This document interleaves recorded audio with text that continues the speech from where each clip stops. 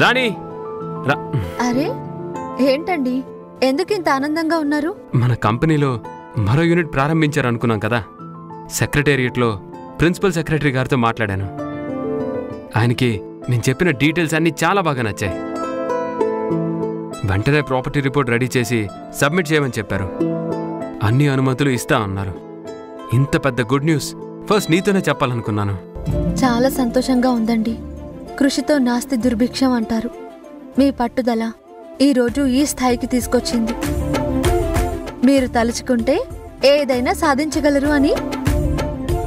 మీ సంకల్ప బలం, తాతయ్య చేయూత, ఇలా అన్నీ కలిసి ఈరోజు ఈ స్థాయికి తీసుకొచ్చింది. ఇదంతా మీ కృషి. ఇది కేవలం నా ఒక్కడి కృషే కాదు, ఇందులో నీ కృషి కూడా చాలా ఉంది. కానీ కష్టాన్ని నమ్ముకున్న వాళ్ళు, కష్టాన్ని ఇష్టంగా మార్చుకున్న వాళ్ళు ఎంత కష్టపడైనా సరే అనుకున్నది సాధిస్తారని నువ్వు నిరూపించావు రాణి. మూతపడిపోవాల్సిన కంపెనీని మళ్ళీ లాభాల్లోకి నడిపించావు. అదే 10 పెరిగి ఈరోజు మరిన్ని యూనిట్లు పెట్టేలా తీసుకొచ్చావు.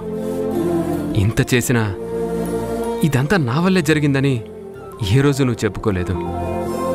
త్యాగం కోసం పుట్టినట్టు మా కుటుంబం కోసం నీ జీవితాన్ని త్యాగం చేశావు. చెల్లెల కోసం నువ్వు చూపించిన ఔదార్యం ఏ ఆడపిల్ల చూపించదు. ఇంత మంచి భార్య నాకు దొరికినందుకు నాకు చాలా ఆనందంగా ఉంది. ఈ ఆనందంలో మీ నోరు తీపి చేస్తాను, ఉండండి.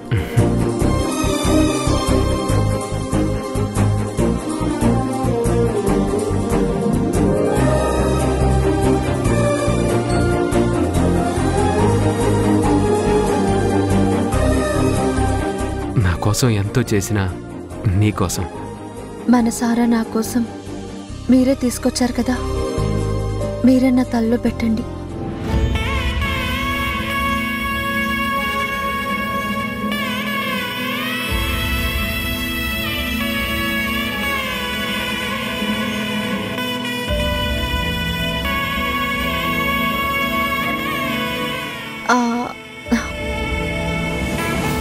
మీకు చెప్పకుండా ఒకరికి మాటిచ్చానండి.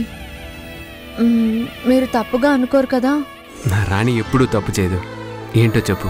మన దగ్గర పనిచేస్తున్న మల్లేష్ కూతురికి పెళ్ళంట. ఆడపిల్ల పెళ్ళికి ఖర్చులు ఎంతుంటాయో అందరికీ తెలుసు. పాపం మల్లేష్కొచ్చిన జీతం అప్పులు తీర్చుకోవడానికే సరిపోయింది అన్నాడు.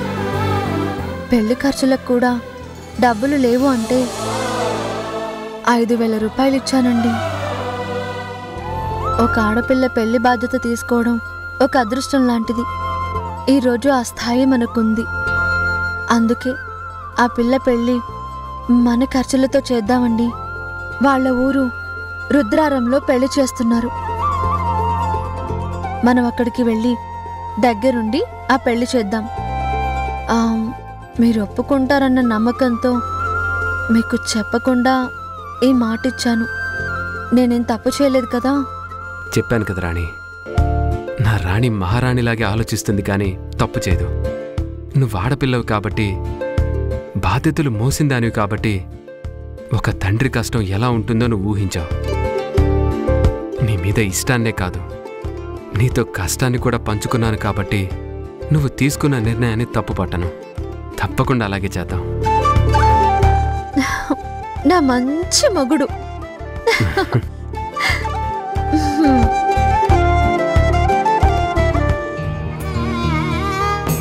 నువ్వు దేవతవేగా. అమ్మ కూడా చాలా మంచి మనిషి కదా. మరి అమ్మ తాళిని ఎందుకు తీసుకోవడం లేదు? నాన్నతో ఎందుకు కట్టించుకోవట్లేదు? నువ్వే అమ్మ కట్టించుకునేలా చెయ్యాలి.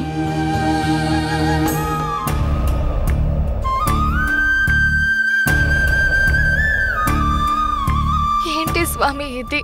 ఎందుకు స్వామి నాకింత అగ్ని పరీక్ష పెడుతున్నావు? నా కుటుంబం ఏంటో నాకు తెలిసింది. నా అక్కకి ద్రోహం చెయ్యకూడదని నా మనసు చంపుకుని, నేను ప్రేమించిన మనిషిని వదులుకుని వాళ్ళిద్దరినీ కలపాలని నిర్ణయించుకున్నాను.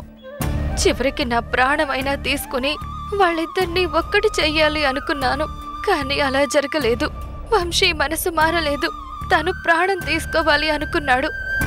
అందరికీ దూరంగా ఒక దేవాలయం లాంటి ఇంట్లో తలదాచుకుంటూ ఉంటే ఆ మంచి మనిషికి నన్ను పెళ్లి చేసుకునే ఉద్దేశాన్ని కల్పించావు. తన కూతురికి నేను తల్లిగా ఉంటేనే ఆ ఇల్లు ఆనందంగా ఉంటుందని ఆలోచిస్తున్నారు. ఎలా చేశావేంటి స్వామి? ఏంటి ఈ పరీక్ష? ఇప్పుడు నేనేటు నిలబడాలి? ఎవరి వైపు మాట్లాడాలి? ఎవరి గురించి ఆలోచించాలి? దీనికన్నా ఎప్పటికీ కనపడకుండా దూరంగా ఎక్కడికో వెళ్ళిపోవాలనుంది, లేదా శాశ్వతంగా నీలో కలిసిపోవాలనుంది.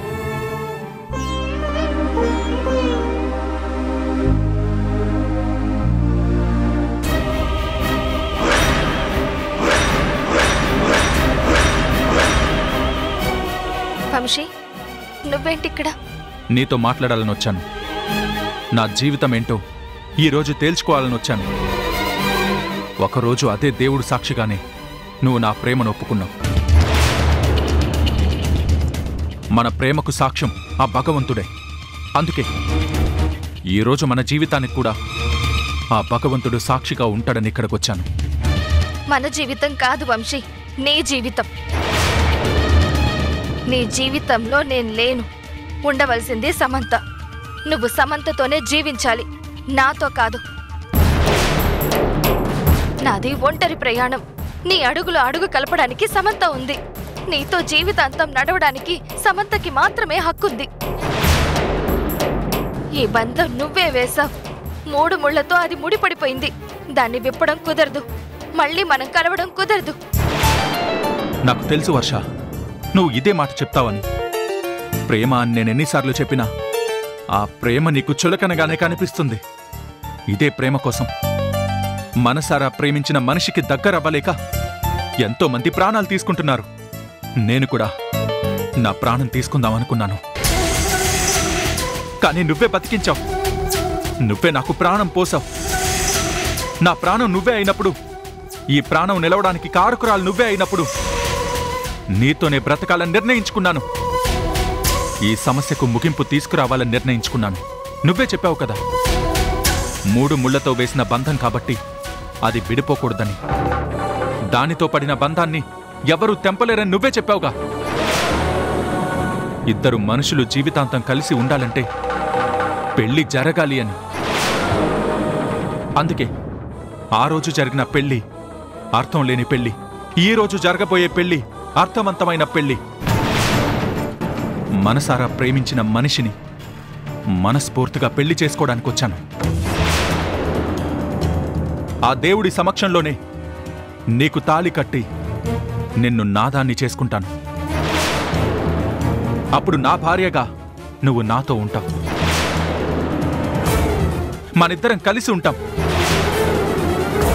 ఇంకా ఎప్పటికీ నా జీవితంలో సమంత లేదని తను తెలుసుకుంటుంది.